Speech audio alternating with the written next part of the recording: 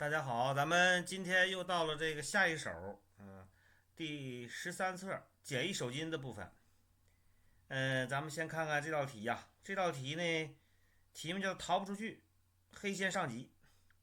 说呀，乍一看呢，黑子似乎可以脱出，实际上是逃不出去。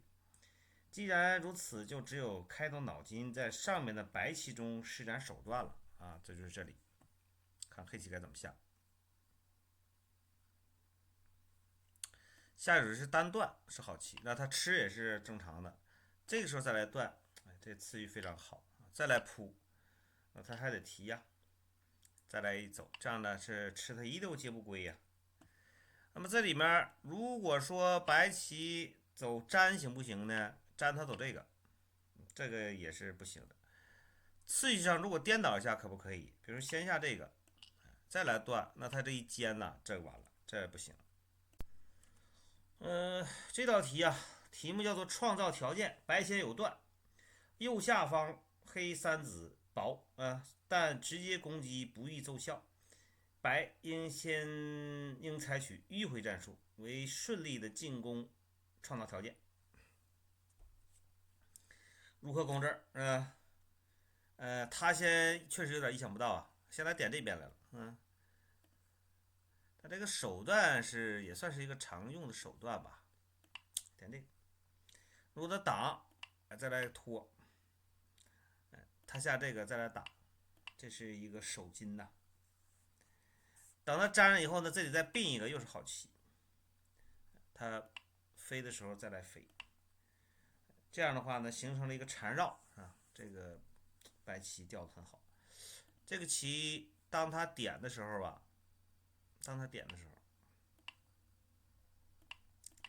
如果挡住行吗？这有一断不成立，这个杀气杀不过。当他点的时候，如果黑棋选择粘呢，那就太委屈了啊，这也不好。主攻方向如果直接从这边来呢，这样的话呀，就差很多了。这一靠，再一顶，这个攻击实在是不怎么样。还有一个呢，白棋飞好不好啊？那这里拖是时机，安定了，所谓的安定，这个也不好。这样的下法呢，也是白棋仍然单调，不能奏效。这道题啊，题目叫做应急措施。白先说，在这样的配置中，这个拖无理，以至于黑棋一退，白棋陷入困境。说这个白应该采取应急措施进行腾挪，看看应该怎么腾挪呢？有点意想不到是尖顶，尖顶一个。那对方立起的时候再来扳。如果这个时候黑棋选择不理，那白棋也有收获。这样的话呢，说呀，下成这样，走到这种程度，也总算差强人意了，就是其实是可以了。这里头如果白棋，就是硬爬，这不好，这不是围棋啊，这不行。盖住有没有？盖住，这样的话呢，这损失也是非常大的，也不是什么好棋啊。他举了个例子，就是说这里如果没子，这里也没子的话，那这个棋呢，这个下棋黑棋应该尖在这里啊就可以了。但现在这个形状实在是非常不充分吧。这道题呢叫做着眼点，黑先终极说布局基本结束，下一手你的着眼点在哪里呢？咱们看黑棋的下一手棋会走什么呢？下棋打入，说在这个局面下，那这个子是一个孤立的子，但这个子很轻，白棋取舍自如，所以呢硬攻也不会取得效果，所以不如打入。对，这个思路是非常的值得学习的啊。很多时候都是这样，就是对方那个子你也没法就是吃到它，你攻起来也没什么利益，那不如放一放。你不管是走大场啊，还是打入啊，都是不错的选择。那个子呢，它最终它还是欠着账的嘛，是吧？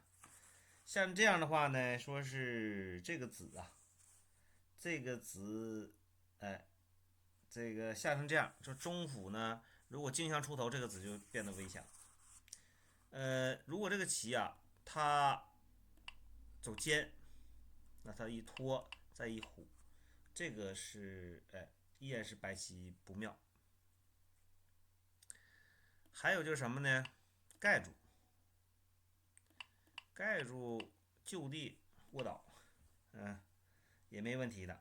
这个棋它打就爬，挤住，再来冲，下成这样，下成这样以后呢，再来断，因为这里还有一个断，所以这个棋是白棋不妙啊，白棋危险。这个棋啊是这个白棋刚刚在这里搬了一手棋，说题目叫做以坚实为主，黑先上级。那么黑的硬手以坚实为主，请考虑最妥善的走法。他走的这个，的确下一棋是不错的一手棋，单断好棋。那他如果吃呢，这边可以打到，再一长，这个棋简直是下的非常的流畅吧。白棋这个形状实际上效率并不高，是吧？这是这么一个变化。那如果是说单纯的退呀，这个就不是什么好棋了。他一冲，再来一断，这个战斗黑棋不太好，这个还得尖一个。这是小林光一啊，我第一次看这种棋是小林光一走了，当然也明白他啥意思，后来也就知道，因为这有挖，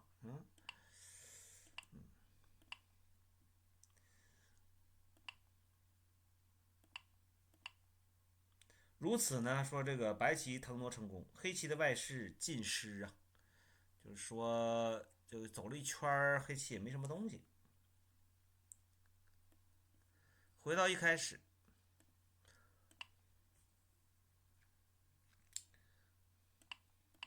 如果翻出来，那这里这个劫呀，这个是白棋的负担啊。这道题呢是这样的，就是说白棋啊走了一个这个，白棋先走，他先走一个这个。那么这手棋呢叫做穷途之策呀，说白棋企图在借此进行挣扎，其实是无济于事。但是呢，黑棋的这手并恰恰落入了白的术中啊。下一步白有凶招，这个题目叫做坠入术中。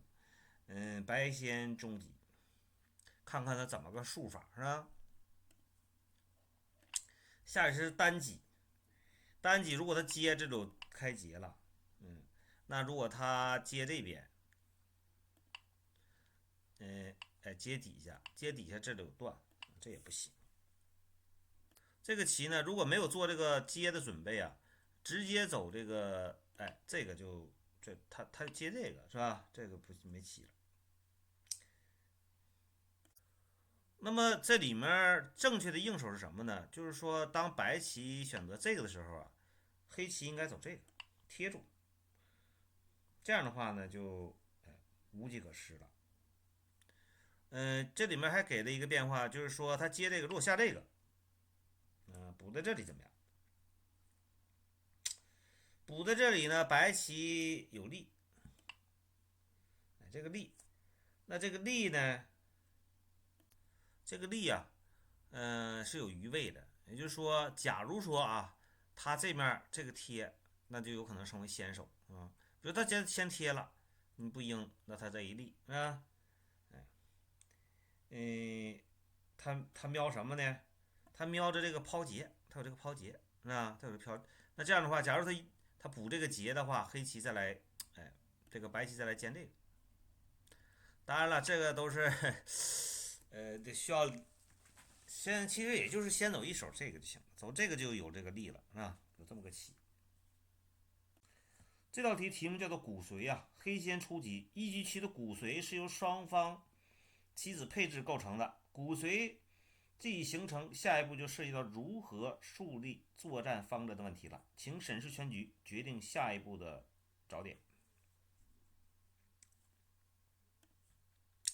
那么黑棋的下棋呢是逼这个，瞄着这里的打入，如果白棋补，黑棋也补，这个还是很充分了。如果他不补呢？他不补，那黑棋下，黑棋点在这里，这样的话，这白棋就浮起来了。如果他走粘，那他这个力又是好棋，这还有拖啊，这里有尖，这个棋有可能会想到从这边打入是不是也行啊？但这个棋它跳，这个跳啊，它这两种棋交换了以后，他再来这面挂。他说啊，这个棋下成这样以后呢，这面啊就轻松了，也就是说这面是重棋，对于黑棋来这个白棋来说，所以呢这面要急需处理，那面是轻的因为这个子啊，它实际上以后还有点3-3的，那么只要把这俩子处理好了这俩子又跟他俩是对跑的状态，所以这面是不是什么太重要的棋？好，那咱们今天呢就是关于简易手筋呢第13课内容就是这些了。咱们还剩点时间，咱们就随便闲聊吧。能聊多少算多少啊，咱们都是以15分钟为限吧。先聊聊就是近期我老讨论的一个话题，就是说关于这个人行道，是吧？